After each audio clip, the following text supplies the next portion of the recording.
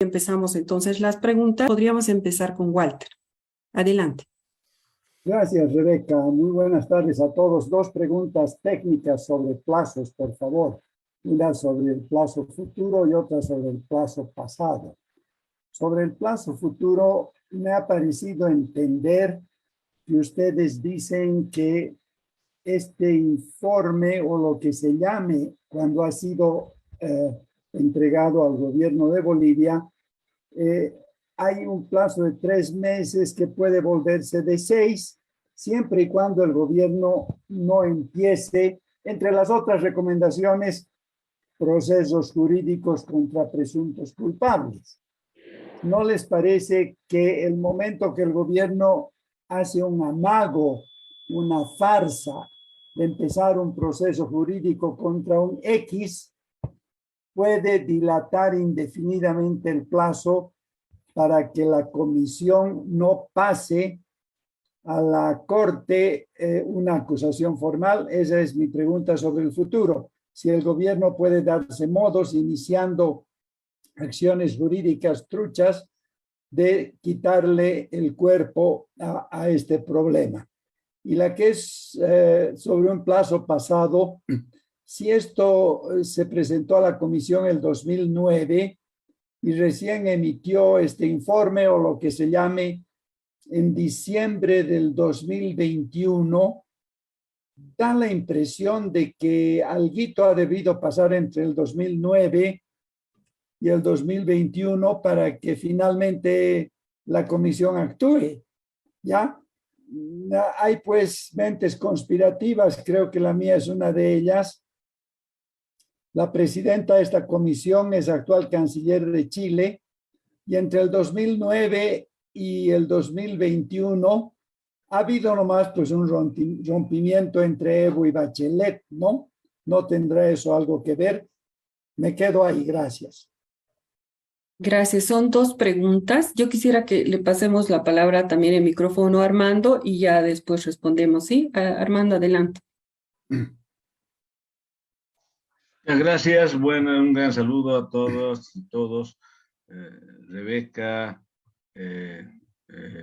Ramiro, Rubén Darío, los que nos están dando la orientación. Sí, el tema ahora está en la cancha en primera instancia del gobierno. ¿En qué momento el gobierno va a reaccionar? ¿En qué momento y cómo va a reaccionar el gobierno? Eso es lo que hay que esperar y creo que desde la sociedad civil y desde la sociedad política lo que corresponde hacer es hacer la máxima presión posible para que el gobierno se manifieste sobre el tema y que entremos en la cancha propiamente que corresponde, ¿no es cierto? Entonces, porque, claro, hay que aprovechar. Las correlaciones al interior de la CIDH varían. Walter, cuando se dieron los primeros años, la correlación de la CIDH era desfavorable, ¿no ves? Entonces ahora ha cambiado esa correlación en la CIDH, por eso también se han apurado, por eso se están dando muchas cosas. Entonces yo creo que antes de que haya nuevos cambios, valdría la pena aprovechar esa correlación y que se pueda acelerar este proceso desde Bolivia.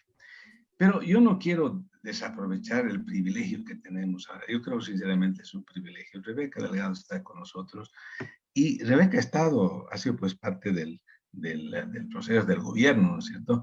Si no me equivoco, en el momento en que se produjo el asunto, el allanamiento del Hotel Las Américas, Rebeca era viceministra de Coordinación Gubernamental, ¿no? Después ha sido diputada, presidenta de la Cámara de Diputados, etc. Entonces, ha podido ver el proceso muy desde adentro, ¿no? Del gobierno.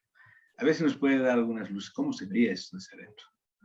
¿No? Si es que al interior del gobierno todos creían lo que se decía oficialmente y toda esa unanimidad que se representaba en las cámaras era de verdad o no, o realmente al interior había una lucha interna, habían discrepancias, ¿no es cierto? Y ver cómo se veía desde adentro. Si realmente yo no creo que haya habido mucha gente inteligente, había obviamente al interior del gobierno, hayan creído el relato, digamos, ¿no es cierto? Entonces, ¿qué se podía hacer en ese tiempo, no es verdad? Desde esas posiciones y percepciones diferentes al interior del gobierno. Gracias. Justo hace 2 días me entrevistaron en un medio de comunicación y también así por radio. Yo decía, no recordaba bien, yo decía, estaba creo viceministra y justamente renuncié en ese tiempo, vine a Cochabamba y luego me invitaron para la diputación, ¿no? Y cuando yo estaba de diputada y esto ya había sucedido, se formó una comisión parlamentaria, esas comisiones que nunca funcionan, nunca han funcionado ni en el Congreso anterior ni en la Asamblea. Entonces resulta ¿No que funcionó? en algún, bueno, digamos en lo del juicio del siglo, sí que habían algunas cosas, pero resulta que se hizo y resulta que esa comisión, y está mencionado en en el informe, digo como que si no hubiera pasado nada, o sea, no hicieron ninguna labor y ahí también hay responsabilidades. Cuando hablamos de autoridades judiciales, etcétera, hay responsabilidades también de diputados, de comisiones, más que diputados eran senadores, una comisión interparlamentaria. Entonces nosotros hicimos una comisión de los librepensantes, porque en el momento de viceministra, justo fue el momento de mi renuncia, y estos temas eran pues de absoluta reserva, nunca supimos los de rango bajo, digamos. O sea, nunca supimos qué era lo que hacían, qué hacían, cómo hacían. Era bastante hermético, cerrado. Y sí se veía que Álvaro García Linera era bastante hermético, pero también peligroso. O sea, se notaba que era una persona muy peligrosa.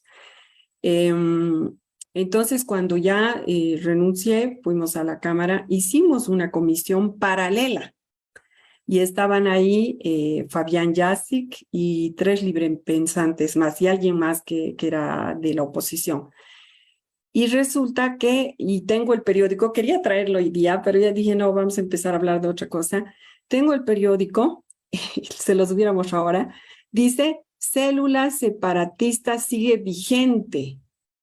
Y en la célula separatista estaban las fotografías de los librepensantes, de nosotros. A ese punto llegaron. Entonces salió en el Deber, salió en Los Tiempos, y claro, yo, diputada librepensante, ver eso, yo ni siquiera sabía quiénes eran.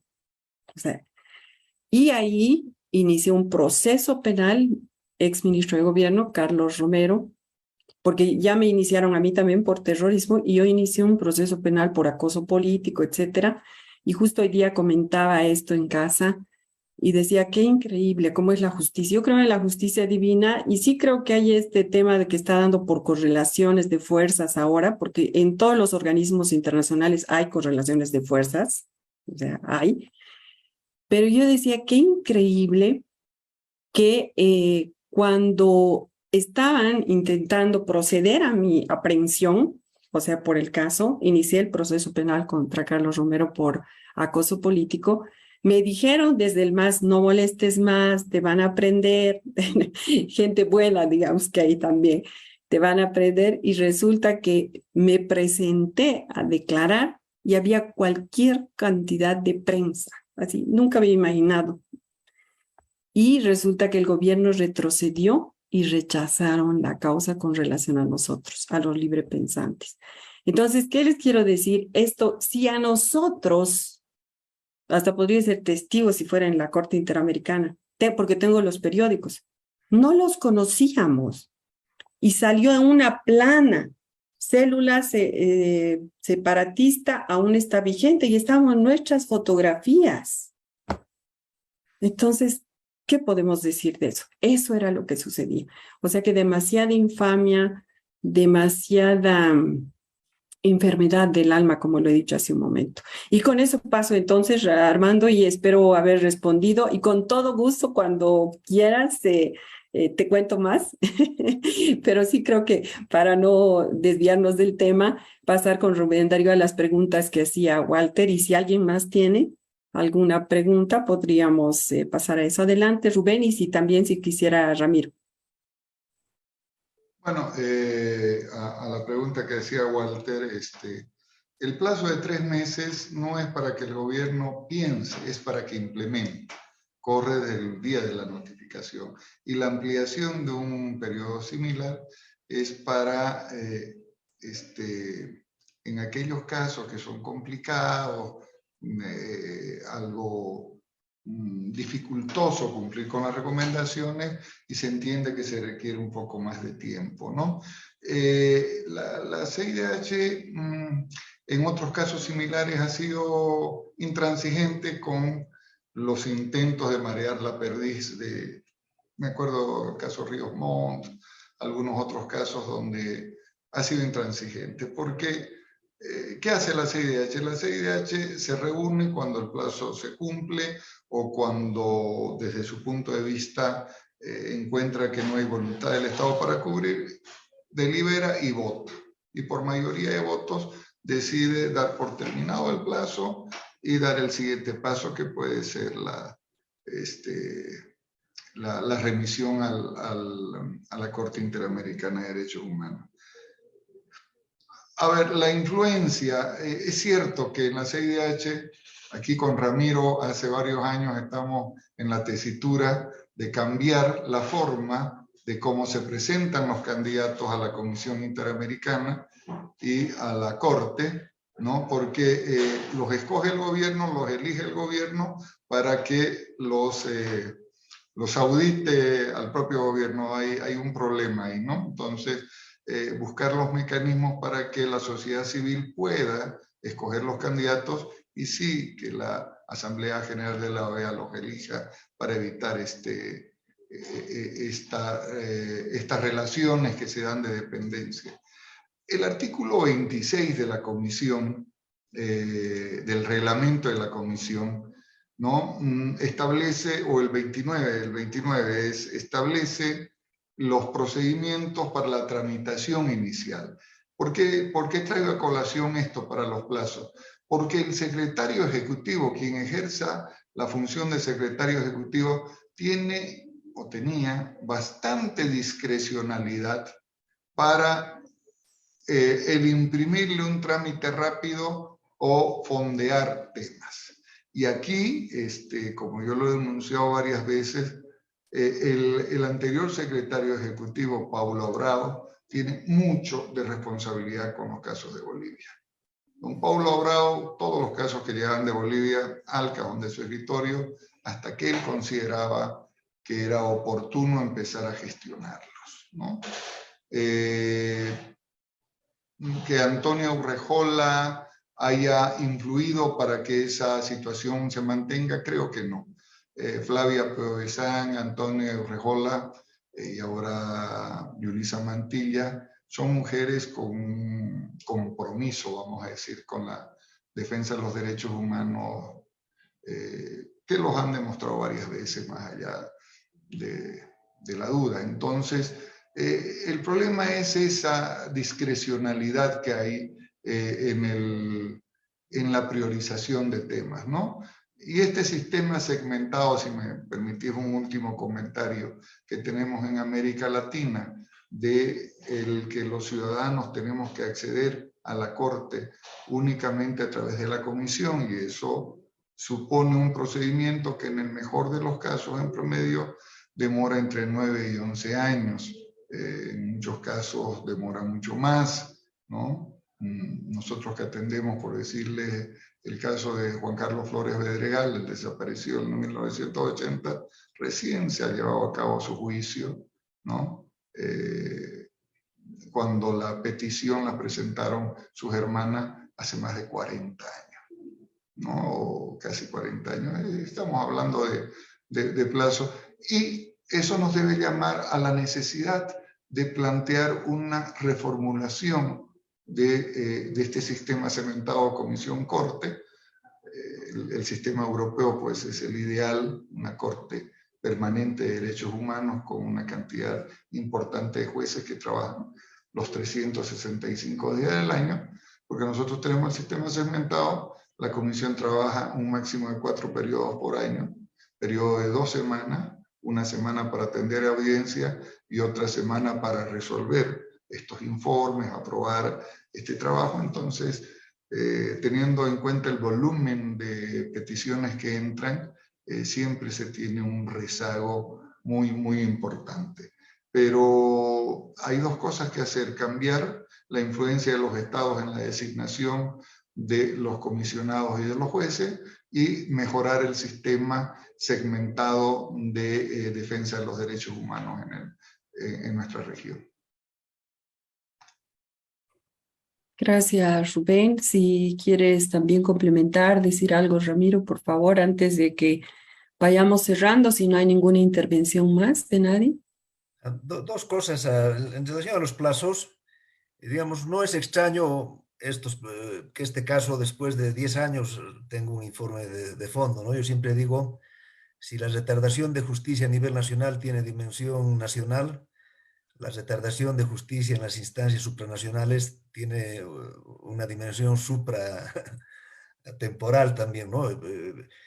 Tal vez 10, 12 años está más allá del promedio, y cada vez antes, en esto generalmente en 7, 8 años, hoy las admisibilidades que a veces tardaban hasta 5 años, hay informes de admisibilidad ahora hasta en un año, hay una mejora en la gestión interna de la comisión.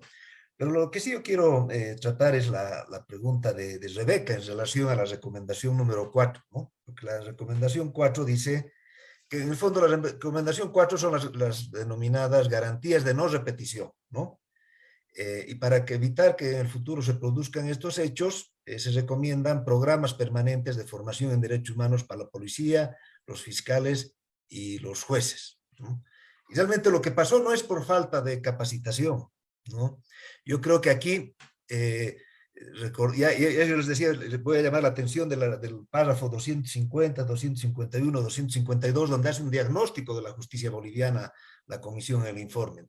Y si bien el informe es contundente en el análisis de los hechos, en el análisis jurídico, creo que en las recomendaciones, particularmente en las recomendaciones de no repetición, se queda corto, ¿no? Yo creo que la CIDH, y aquí tal vez había que trabajar con las víctimas, con la sociedad civil, presentar amicus cuando el caso llega a la corte, pedir pues unas garantías de reparación más contundentes, más específicas, ¿no?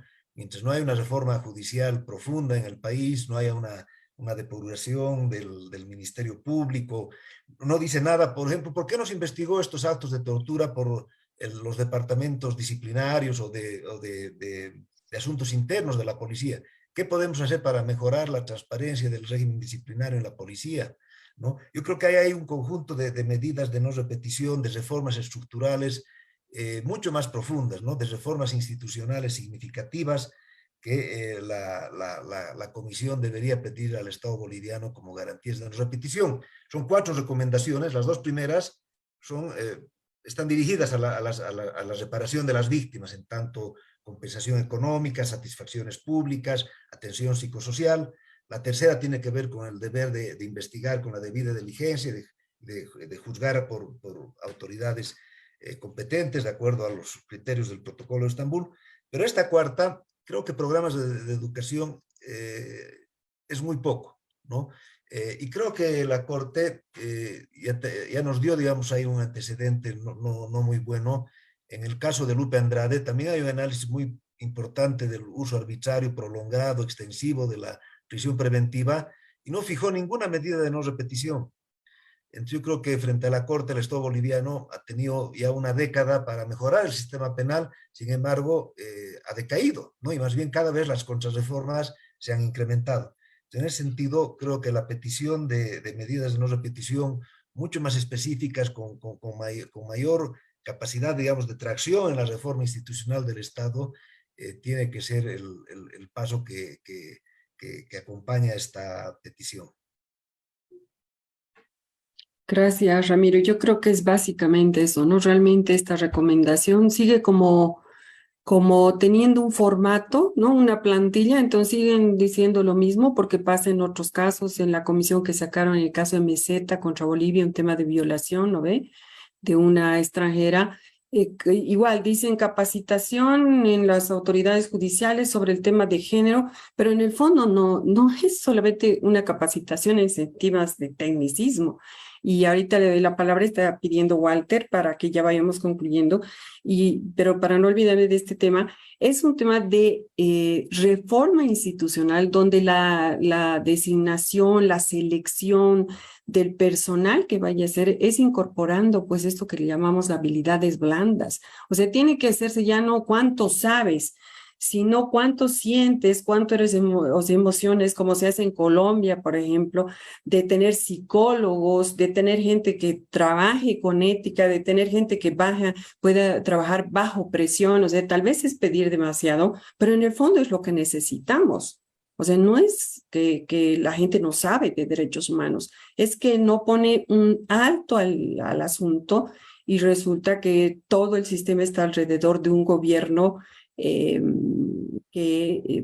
está teniendo que ahora, esperemos que en este gobierno actual se asuma esa responsabilidad y no tenga que heredar la responsabilidad, porque si ellos no van a asumir ahora una responsabilidad en esta gestión, van a tener que ir a ellos, este gobierno, representar al Estado por una vulneración de los anteriores, digamos, como Estado, ¿no es cierto? Y por eso es que yo creo que tiene que hacerse una diferencia. Este gobierno va a continuar con lo mismo, el gobierno de Luis Arce Catacora va a continuar con lo mismo.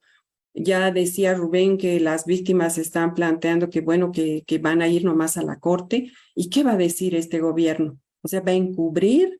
¿Va a ser cómplice? Sería muy importante que lean realmente el informe. Y yo he escuchado a muchos diputados, he escuchado decir no es vinculante, decir no se está haciendo, de que no se ha hecho una buena investigación, etcétera. Sería muy importante que lean los alcances de esto y lo que ellos también van a tener que asumir responsabilidad. Entonces, tiene la palabra, ahora le doy a Walter, por favor, y si no hay nadie más, entonces sí vamos allá a cerrar. Adelante, Walter, y si puedes decir también para quién es tu pregunta o si quieres hacer un comentario. No, tengo una pregunta muy objetiva dirigida a Rubén Darío en relación al trabajo de la prensa, algo que Armando de la Parra de alguna forma ha mencionado, la correlación de fuerzas, y es el tema político que hemos abordado tal vez un poco tangencialmente hoy. Y a Rubén Darío yo quería preguntarle específicamente sobre el trabajo de un periodista amigo nuestro que es Harold Olmos, que trabajó en esto. ¿Y en qué medida esto tiene importancia? ¿En qué medida calificar a la prensa sobre el proceso jurídico es importante?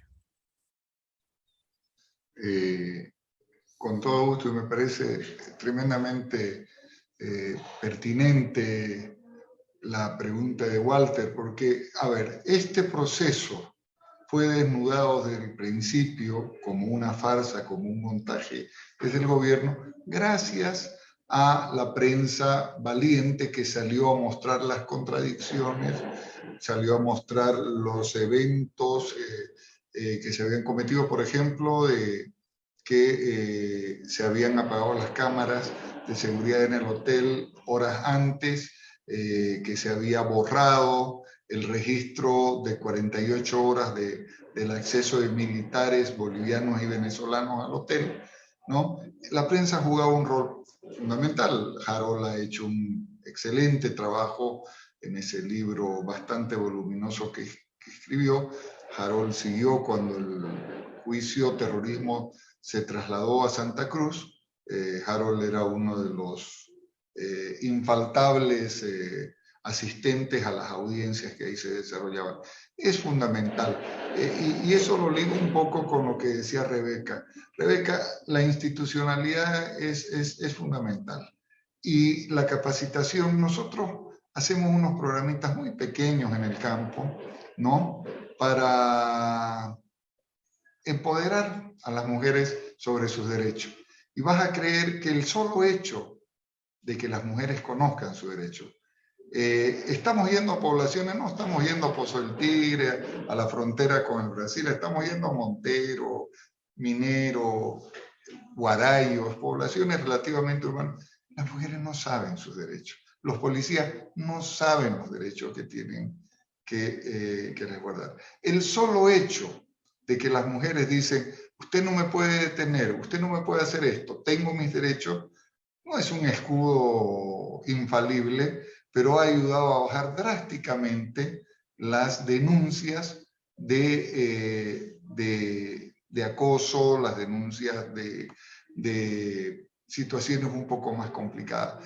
Entonces, claro, la recomendación cuarta es una recomendación genérica, ¿no? Pero si alguna vez la pusiéramos en práctica, te aseguro que otra cosa respondería acá. Y para eso, las alianzas que se tienen que hacer con los medios de comunicación son fundamentales. Si en los 339 municipios que tenemos en el país, y la cantidad de poblaciones que hay a cada municipio, más del 60% no tienen juez, no tienen fiscal, no tienen médico forense, no tienen nada. El único medio que puede coadyuvar para evitar o denunciar las violaciones a los derechos humanos es la prensa. Porque en todas estas comunidades siempre hay una radio, siempre hay un periodista cercano y que ayuda muchísimo en la labor de recolección de datos. Gracias. Rebeca, Gracias. ¿Puedo concluir con algo, Roberto? ¿Sí? no, ¿O quería, quieres? antes de que concluyas, quería Ajá. comentar transmitirles algunos comentarios que hay en las redes sociales, ¿no? Adelante, En el adelante, por Facebook, favor. en Twitter. Mucha gente plantea la idea de que a partir de este informe, de esta denuncia, el que va a quedar en el banquillo de los acusados es Evo Morales, como el máximo responsable y el que encabezaba todo esto. Pero el informe es claro también en mostrar que no actuó solo y que tuvo una cantidad de cómplices y coautores, tanto en el Ejecutivo como en el Legislativo, en el Judicial y en toda la cadena de mando. Ahí no se rompió nada de la cadena de mando, se cumplieron órdenes desde arriba y se las ejecutó en los fiscales, en los jueces, etcétera, ¿no? Claro, entonces ahora estamos en el riesgo y la gente dice, bueno, ¿qué va a pasar con Evo Morales?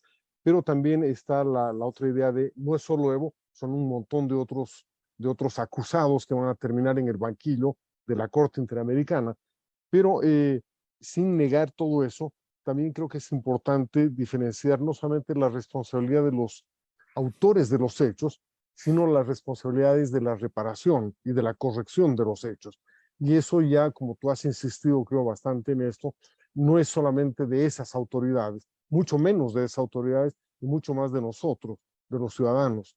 Nosotros somos los corresponsables de corregir los hechos ocurridos para que no vuelvan a repetirse y de asumir nuestra tarea para coadyuvar a la reforma de la justicia, a la reforma de la policía y a todas estas tareas que Rubén Darío y Ramiro y tú misma han estado planteando acá, ¿no? Entonces me parece que aquí es importante mencionar que el proceso seguirá hacia la Corte para sentar en el banquillo a los responsables de los hechos, pero hay un proceso político, ¿no es cierto?, que pone en tela de juicio lo que tenemos como Estado. Y por tanto es un proceso político que nos debe interpelar a todos los ciudadanos para participar en esos procesos de reforma que permitan recuperar la democracia, recuperar la institucionalidad y tratar de construir un sistema general que defiende y respete los derechos humanos. Me parece que proponer esto como conclusión a partir de esas reflexiones era el comentario que yo quería plantearles. Y muchas gracias, Rebeca. Gracias, Roberto. Yo quisiera 2 minutitos con Rubén respecto a este tema para que no se malinterprete lo que va a pasar en la Corte. Así es. Exacto, porque la Corte va a ir como Estado, no se va a hacer. Pero bueno, Rubén, por favor, 2 minutitos para tu despedida y Ramiro, si gustas también al respecto, y ya cerramos, ¿sí? Adelante, Rubén. No, estoy de acuerdo con el contexto general de la exposición de Roberto. Tenemos que aprovechar estas circunstancias para comenzar a corregir todo aquello que se tiene que corregir en el país, ¿no? Ahí está la propuesta de reforma judicial como el mecanismo idóneo para hacer esto. El Estado es el que es juzgado ante la Corte Interamericana de Derechos Humanos, no son los individuos. Ahora, el Estado condena o la Corte condena al Estado y el Estado tiene la obligación de repetir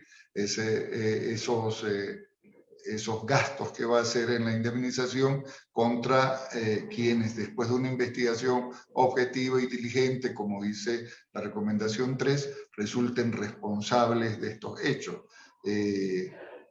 Yo creo que si alguna vez se da una investigación a fondo de esto, vamos a conocer detalles espeluznantes de esto, en cuanto a quiénes fueron realmente los ejecutores y por qué se llevó a cabo este operativo. Esperemos que eso, conocer la verdad histórica de este hecho, sea un objetivo que podamos conseguirlo. Muchas gracias y a las órdenes.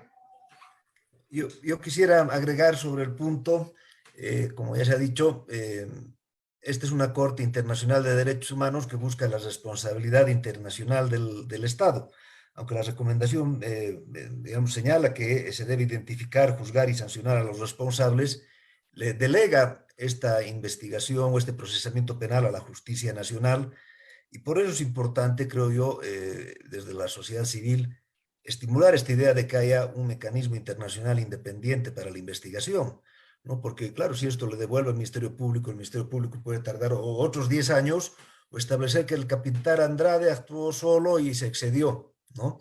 Entonces, en la medida que esa investigación identifique la cadena de mando, pues seguramente la justicia boliviana va a poder juzgar a los responsables.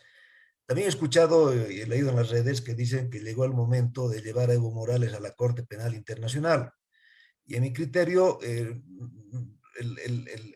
hecho es atroz. El Estatuto de Roma de la Corte Penal Internacional establece que las ejecuciones extrajudiciales y la tortura configuran crímenes de lesa humanidad, pero creo que este caso no pasa el umbral, porque además de esta, digamos, caracterización, se tiene que demostrar que esto es una política de Estado generalizada, de que hay un patrón sistemático de ataque a una población civil. Y este ha sido en realidad un caso aislado, ¿no? Si ese mismo día hubieran habido muchas ejecuciones en el resto del país, o esto se hubiera reiterado y hubiera sido una arma de persecución política, tal vez uno ahí podía demostrar el patrón generalizado de ataque y que era una política de Estado actuar de esta forma. Lo que no sucedió. Entonces, en ese sentido, el caso no da para llegar a la CPI y lo que hay que hacer es crear estos tipos de mecanismos ad hoc, híbridos de cierta colaboración internacional en una investigación auténtica y objetiva. Y con eso también agradezco la invitación y un gusto de haber participado de esta ronda con Rebeca y Rubén. Bueno, si me permiten, solamente en el tema de que sí es vinculatorio y no, todos sabemos y nos damos cuenta que sí es vinculante. Yo quiero concluir mostrándoles la ley, o sea, ¿por qué? O sea, y esto para el Facebook. Resulta que como nosotros como país, lo decía al principio, como Bolivia, hemos ratificado la Convención Americana de los Derechos Humanos, esto está y se ve, ¿no? Se puede ver, ¿no? Sí. Ya, entonces quiero concluir con esto, que en esta parte dice, de conformidad, esto es hecho en la época de Jaime Paz Zamora, está vigente porque la disposición transitoria novena de nuestra Constitución actual nos dice que lo que no está en contra de los derechos humanos está vigente, pero que además dice, mire, esto quiero leer, dice, reconoce la competencia de la Comisión Interamericana de Derechos Humanos, conforme lo establecido en la 45 de la Convención, y dice, reconoce como obligatoria de pleno derecho, incondicionalmente y por plazo indefinido, la jurisdicción y competencia de la Corte Interamericana de los Derechos Humanos conforme al artículo 62 de la Convención. Entonces, concluyo con ¿qué?